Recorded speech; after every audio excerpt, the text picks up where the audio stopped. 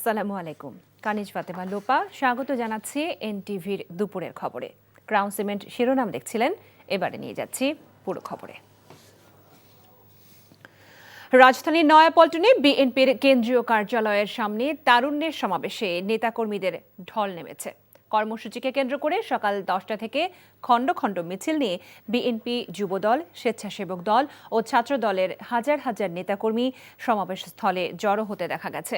এই সমাবেশে ঢাকা, সিলেট, ফরিদপুর, ময়মনসিংহ থেকে বিপুল সংখ্যক তরুণ যোগ দিচ্ছেন বলে জানিয়েছেন আয়োজকরা।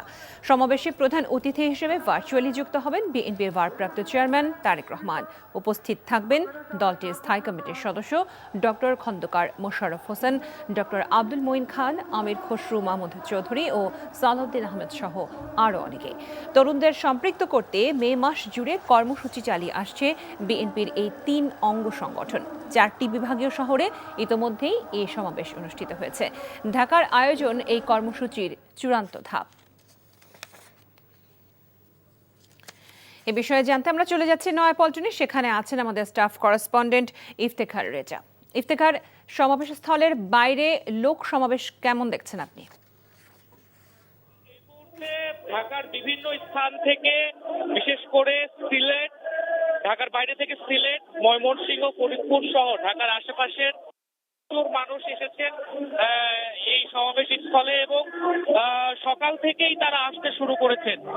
তারা মূলত সকাল 10টার আগে থেকে আসতে শুরু করেছিলেন এবং সমাবেশ স্থল এখন এই মুহূর্তে জনসমুদ্রে পরিণত হয়েছে আমরা দেখতে পাচ্ছি এবং এখানে যে স্লোগানে মুখর হচ্ছে এবং যে যারা নেতাকর্মী যারা রয়েছেন তৃণমূলের, তারা এসেছেন তাদেরকে উজ্জীবিত করার জন্য বিভিন্ন রকম অনুপ্রেরণামূলক গান গাইছেন সবাই এবং তাদেরকে উজ্জীবিত রাখার জন্য সঙ্গীত অনুষ্ঠান হচ্ছে এবং দুপুর 2টা থেকে মূলত শুরু হবার কথা।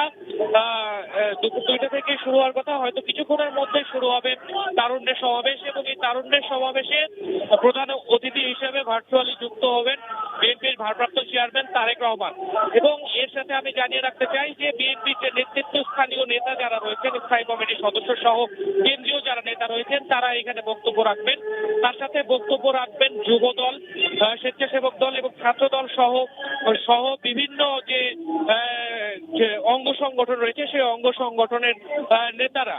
এবং আমি আপনাকে জানিয়ে রাখতে চাই যে শুধুমাত্র ঢাকা না, ঢাকা সহ এবং উল্লেখকৃত যে জেলাগুলো বললাম আমি, সেই জেলাগুলো বাদেও বিভিন্ন দেশের বিভিন্ন জেলা থেকে এখানে নেতাকর্মীরা এসেছেন এবং তারা জানাচ্ছিলেন যে এই 5 আগস্টের পরে মুক্ত পরিবেশে তারা এরকম সভা করতে পেরে বা তারুণ্যের সমাবেশে যোগ দিতে পেরে তারা অনেকটাই খুশি এবং তারা জানাতে চান যে বাংলাদেশে যে বিভিন্ন ধর্ম বা শ্রেণী বিভেদের যে রাজনীতির যে চেষ্টা করা হয়েছিল 5 আগস্টের পর, সেই শ্রেণী বিভেদের রাজনীতি বা ধর্মভিত্তিক যে ধর্মকে সামনে এনে বিভিন্ন অস্থিরতা সৃষ্টির যে রাজনীতি, সেই রাজনীতি করতে চায় না বিএনপি তৃণমূলের নেতাকর্মীরা। তারা সমাজ এবং রাষ্ট্রের সকল শ্রেণী পেশার মানুষকে সাথে নিয়ে মূলত রাজনীতি করতে চায় এবং তাদেরকে সাথে রাখতে চায় বলেই জানিয়েছেন। তো এই ছিল পল্টন থেকে তারুণ্যের সমাবেশের সর্বশেষ তথ্য। জানছিলাম বিএনপির তারুণ্যের সমাবেশের খবর। এবারে আমরা চলে যাচ্ছি নয়াপল্টনে বিএনপির কার্যালয়ের সামনে। সেখানে আছেন আমাদের স্পেশাল করেসপন্ডেন্ট ইমরুল হাসান। আমরা তার সাথে যুক্ত হচ্ছি। ইমরুলের সমাবেশের সার্বিক অবস্থা কেমন দেখতে পাচ্ছেন আপনি?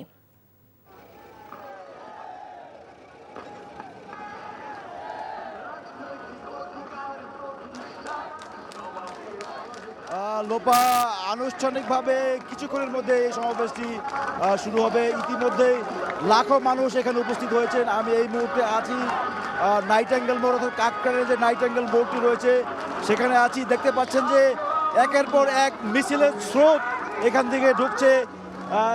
আমরা ইতিমধ্যে দেখেছি যে কাকরাইল থেকে যে বিজয়নগরের দিকে যে রাস্তাটি গিয়েছে, অর্থাৎ পুরনো পল্টন মোড়ের দিকে, সেখানে অসংখ্য মানুষ ইতিমধ্যে হাজির হয়েছেন বিএনপির এই 3 তরুণ সংগঠনের আহ্বানে। যে তারা এই আজকের তারুণ্যের সমাবেশটি ডাক দিয়েছে, সেই তারুণ্যের সমাবেশে উপস্থিত হওয়ার জন্য। এবং ইতিমধ্যে আমরা দেখেছি যে এই পশ্চিম দিকে কাকরাইল মোড় ছাড়িয়ে প্রধান বিচারপতি যে বাসভবন, সেখানেও আমরা লোকজনের উপস্থিতি দেখতে পেরেছি। এবং ধারণা করা হচ্ছে হয়তো পূর্ব দিকে ফকিরেরপুর মোড় ছাড়িয়ে আরামবাগ পর্যন্ত ছড়িয়ে পড়েছে ইতিমধ্যেই আজকের এই তারুণ্যের সমাবেশের লোক সমাগম। যে একটি জিনিস জানিয়ে রাখি যে বিএনপি ধারাবাহিকভাবে এই কর্মসূচিটি শুরু করেছিল চট্টগ্রাম থেকে, এরপর খুলনায় তারা এই তারুণ্যের সমাবেশ একই সাথে সেমিনার আয়োজন করেছিল। গত শুক্র শনিবার এই প্রোগ্রামটি ছিল বগুড়ায়, প্রথম দিন সেমিনার ছিল, তারপরের দিন সমাবেশ। গতকালকে এই চূড়ান্ত সেমিনারটি তারা ঢাকায় করেছে এবং আজকে এইখানে সর্বশেষ এই সমাবেশের মধ্য দিয়ে, ঢাকার এই সমাবেশের মধ্য দিয়ে তারুণ্যের যে বিএনপির 3 সহযোগী সংগঠন যুবদল, ছাত্রদল এবং স্বেচ্ছাসেবক দলের যে যৌথ আয়োজনে যে তারুণ্যের সমাবেশ, সেটি আনুষ্ঠানিকভাবে আজকে শেষ হবে।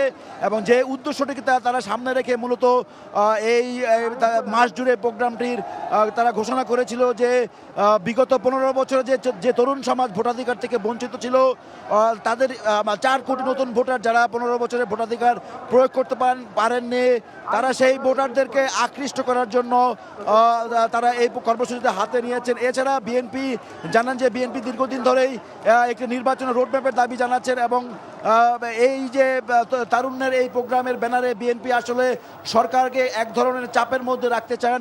মূলত এই দুটি উদ্দেশ্যকে সামনে রেখে বিএনপি এই তারুণ্যের সমাবেশটির আয়োজন করেছে। বিএনপির ভারপ্রাপ্ত চেয়ারম্যান তারেক রহমান উনি আগে 3টির প্রোগ্রামে অর্থাৎ চট্টগ্রাম, খুলনা এবং বগুড়ার প্রোগ্রামে উনি যুক্ত হননি। আজকে উনি এখানে যুক্ত হয়ে প্রধান অতিথির বক্তব্য রাখবেন এবং তার বক্তব্যের দিকে তাকিয়ে আছেন যে বিএনপির ভিন্ন কোনো অবস্থান নেয় কিনা, যে একটি অচল অবস্থা সৃষ্টি হয়েছে প্রধান উপদেষ্টার পদত্যাগের ইস্যু, রাজনৈতিক দলগুলোর পাল্টাপাল্টি বক্তব্য, সামরিক বাহিনীর করিডোর বন্ধন নিয়ে সামরিক বাহিনীর বক্তব্য কেন্দ্র করে যে একটি অচল অবস্থা সৃষ্টি হয়েছে। তারেক রহমান কোনো ভিন্ন বক্তব্য দেন কিনা সেদিকে তাকিয়ে আছেন সবাই। তো আনুষ্ঠানিকভাবে কিছুক্ষণের মধ্যে এই সমাবেশটি শুরু হবে এবং বিএনপির ভারপ্রাপ্ত চেয়ারম্যান তারেক রহমান এই প্রোগ্রামে প্রধান অতিথি হিসেবে যুক্ত হবেন বিকাল 4টায়। এছাড়া দলের স্থায়ী কমিটির সদস্য ডক্টর খন্দকার মোশাররফ হোসেন, আমির খসরু মাহমুদ চৌধুরী, আব্দুল মঈন খান, সালাউদ্দিন আহমেদ সহ সিনিয়র নেতারা এই প্রোগ্রামে বক্তব্য রাখবেন। লোপা, আমরা জানছিলাম বিএনপির তারুণ্যের সমাবেশের সার্বিক পরিস্থিতির খবরাখবর। শুধু কর্পোরেট ব্যবসায়ীদের সুযোগ সুবিধা নয়, প্রান্তিক ব্যবসায়ীদের বিষয়েও আসছে বাজেটে সরকারের ভাবনা থাকা উচিত বলে মত দিলেন ব্যবসায়ীরা। পুঁজিবাজার চাঙ্গা রাখতে শুধু তাত্ত্বিক কথা না বলে নীতিমালার আলোকে ব্যবস্থা নেওয়ার তাগিদ দিলেন কেউ। আর নারী উদ্যোক্তারা আরও বেশি বিনিয়োগ করার উপযুক্ত পরিবেশ চান। কেমন বাজেট চাই অনুষ্ঠানে বাজেটে অংশ নেওয়া ব্যবসায়ী ও বিভিন্ন অংশীজনদের বক্তব্যে এসব কথা উঠে আসে। আপেল শাহরিয়ারের আরও একটি রিপোর্ট। বিশাল একটা কর্মযজ্ঞ করেছেন। এনটিভি ও এফবিসিসিআইয়ের যৌথ আয়োজনে অনুষ্ঠিত কেমন বাজেট চাই অনুষ্ঠানে অংশ নেন ব্যবসায়ী সহ বিভিন্ন শ্রেণী পেশার প্রতিনিধিরা। আসছে বাজেটে তাদের চাহিদা ও ভাবনার বিভিন্ন প্রসঙ্গ উঠে আসে। দুর্নীতির লাগাম টেনে ধরার উপর জোর দেন। একই সঙ্গে ক্ষুদ্র এবং প্রান্তিক উদ্যোক্তাদের প্রণোদনা দেওয়ার বিষয়ে গুরুত্বারোপ করেন কেউ।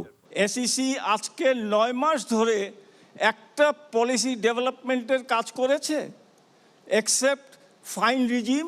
আমরা অ্যাকাউন্টেবিলিটি চাই, আমরা স্বচ্ছতা চাই। দুর্নীতিটা আমাদেরকে কন্ট্রোল করতে হবে, এদিকে সরকারকে খেয়াল করতে হবে। এত টাকা তারা বেফজুল খরচা করেন, ওইটার মধ্যে ট্যাক্স বাড়িয়ে দেন, 200 গুণ 300 গুণ বাড়িয়ে দেন। আমাদের যে প্রান্তিক ব্যবসায়ীগুলা কিভাবে ধসে যাচ্ছে, আর আপনারা কিভাবে কর্পোরেটদেরকে এই ব্যবসা আগ্রাসনের জন্য সুযোগ করে দিচ্ছেন। ব্যাংক তাদেরকে লোন দিবে, ব্যাংক ফ্যাসিলিটিস করবে, তারা টাকা চুরি করে এই দেশ থেকে ওই দেশে চলে যাবে। দেশের অর্থনীতিতে নারী উদ্যোক্তারা গুরুত্বপূর্ণ ভূমিকা রাখছে, তবে পণ্যের বাজারজাতকরণে চ্যালেঞ্জে পড়তে হয় বলে অভিযোগ তাদের। আমাদের এসএমই উদ্যোক্তাদের জন্য যাতে ইনসেনটিভটা, মানে আমরা যে ভ্যাট দিচ্ছি উল্টা 15%, যারা এক্সপোর্ট করছে তারা উল্টা 12% পাচ্ছে, আমাদের জন্য যাতে এই ভ্যাটের অংশটা 15% থেকে কমানো হয়। এবং যেহেতু এটা ইম্পোর্ট সাবস্টিটিউট ইন্ডাস্ট্রি, এই ইন্ডাস্ট্রির জন্য যেন আলাদাভাবে কিছু চিন্তা করা হয়। বাজেট নিয়ে এনটিভির জনপ্রিয় এই অনুষ্ঠানে ব্যবসায়ীরা জনবান্ধব বাজেটের প্রত্যাশা করেন। Apel Shahriar, NTV news, Dhaka. Konka fridge presents কোরবানির পশুর হাটের খবর। ঈদুল আজহাকে সামনে রেখে লালমনিরহাটে জমতে শুরু করেছে কোরবানির পশুর হাট। জেলার 5 উপজেলার ছোট বড় বিভিন্ন হাটে নানা আকৃতির প্রচুর গরু উঠতে শুরু করেছে।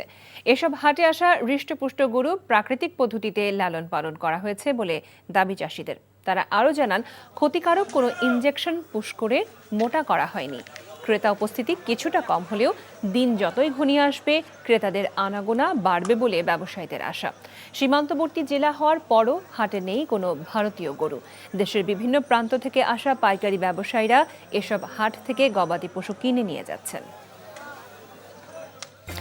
এই ছিল দুপুরের খবরে। এই খবরের ভিডিও সহ আপডেট জানতে ভিজিট করুন এনটিভি অনলাইন www.ntvbd.com। এছাড়াও এনটিভির জনপ্রিয় সব অনুষ্ঠান ও খবরের আপডেট জানতে ভিজিট করুন আমাদের ইউটিউব ও ভেরিফাইড ফেসবুক পেজ।